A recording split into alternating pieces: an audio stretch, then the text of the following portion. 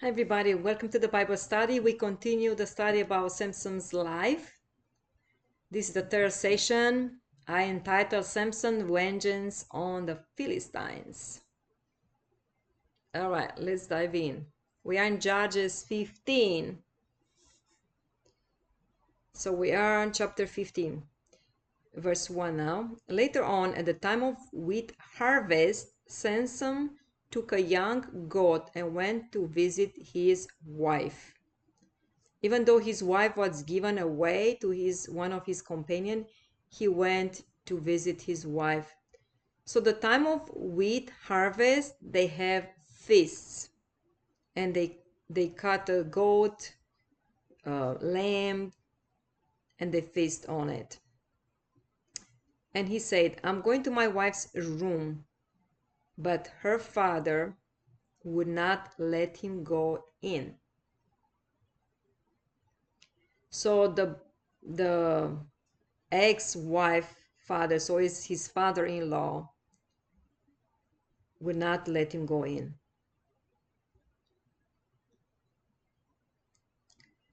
"I was so sure you hated her," he said. So the father of the ex-wife is speaking. "That I gave her to your companion." So her father gave to her companion, and because he thought he hates her because she was sharing the answer of the riddle with Philistines. Now look what he says. "Isn't her younger sister more attractive? Take her instead." So he's trying not to make family issues and all that. They wanna, okay, if you like the older sister, she's not available anymore. She's not your wife anymore. He doesn't say that, but she was given away. Now get somebody else. I can give you my next daughter that needs to get married. Take her instead. And Samson said to them, which are Philistines, right? "This time I have a right to get even with the Philistines. I will really harm them." All right, so look what he has in his mind and what he does. So Samson went out and caught 300 foxes. 300, that's a lot. That's a lot. So think about the wheat harvest. The wheat is on the field, needs to be harvested, get it in the grain, bring the grain home. And it's just perfect timing to harvest, is like yellow. He got 300 foxes and tied them tail to tail in pairs, as you can see in the pictures. Wow. So he made 150 pairs like that. He then fastened a torch to every pair of tails. As you can see, lit the torches and let the foxes loose in the standing grain of the Philistines. Wow. As you can see, those foxes, when they feel the heat, they go all over. But now, not just that, this fox pulls over there, the other one, because they are tied in pairs. It's not just one goes straight. This takes it there, the other one takes it there, then back and forth, back and forth. So it will be like, all like a scene, like more like in zigzag. So Samson burned up the shocks and standing grain together with the vineyards and olive groves. Wow. So it's not just the grains, vineyards and olive groves. So whenever was standing there ready to be picked for the fall, guess what? It burned, was nothing there anymore. So it was a lot. There were like lots of foxes. So he covered lots of lands. Wow. I'm not sure how he came with this idea. Now he is against Philistines. He's trying to destroy them.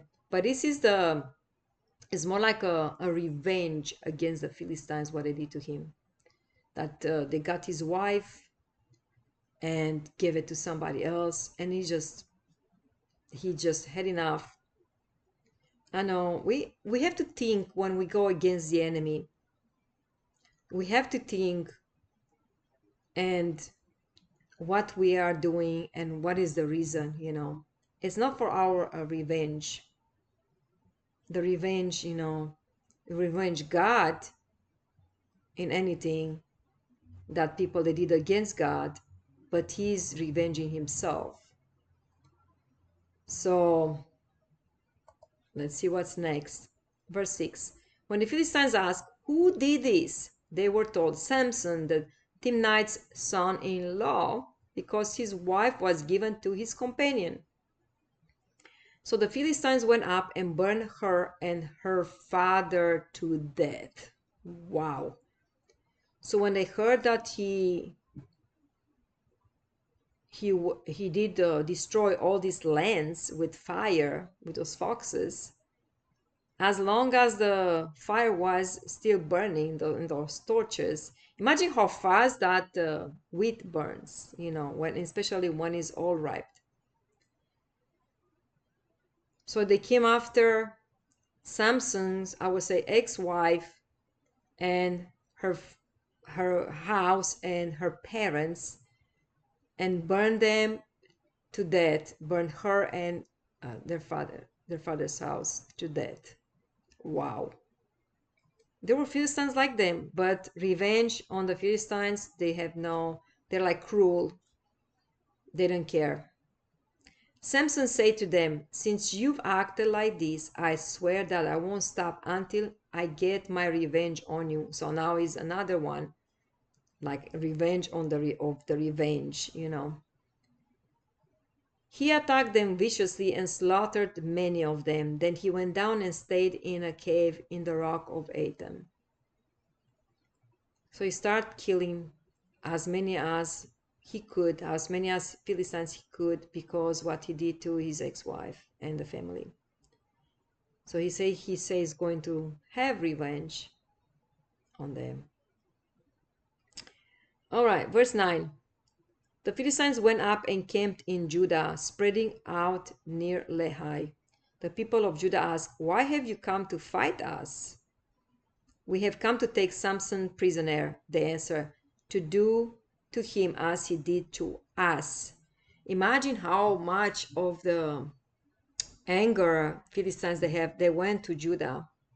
They went where he came from, where his parents and when everybody, his relatives were looking for him. They want to take him prisoner, take him to prison for what he did. Like the damage, and not just that damage to their lands, to their crops, but also kill so many people. All right, next. Verse 11. Then 3,000 men from Judah went down to the cave in the rock of Etam and said to Samson, "Don't you realize that the Philistines are rulers over us? What have you done to us?" Because Philistines were rulers over Judah, over Israel, and now it's like Samson is like in trouble with them. Now Philistines are like over them, like there was gonna be like a war. So they don't want to get in the middle of it. What Samson had with Philistines, they were scared. They would come after them, kill their families, since they were ruling. That's why I say, like, what have you done? We have done to you, to what he answered, "I merely did to them what they did to me." They say to him, "We've come to tie you up and hand you over the Philistines." So Philistines went and says, if you see Samson, bring it to me if you want to survive. I think that was the way they went. So they say, Judah in the land, they say, "You know what?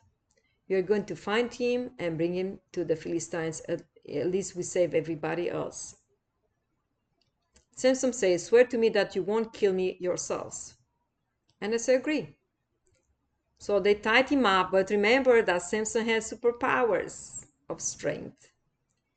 They agree, okay? They answered, "We will only tie you up and hand you over to them. We will not kill you." So he says, "You know what?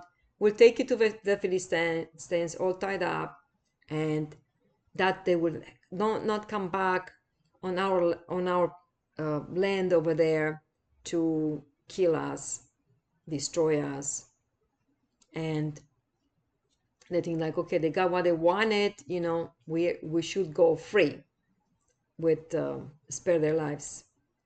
So they bound him. They bound Samson with two new ropes and led him up from the rock.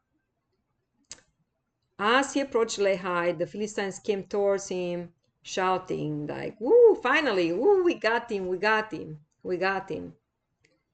The Spirit of the Lord came powerfully upon him. The ropes on his arms became like charred flax, which is like something very weak, like something you can break it very easy. And the binding dropped from his hands. Finding a fresh jawbone of a donkey, which when it's fresh is heavy, when it's dry is not that heavy, he grabbed it and struck down 1,000 men. So with the jawbone of the donkey, it has the teeth and all that is heavy first. If you hit somebody with it, they will die for sure. Okay.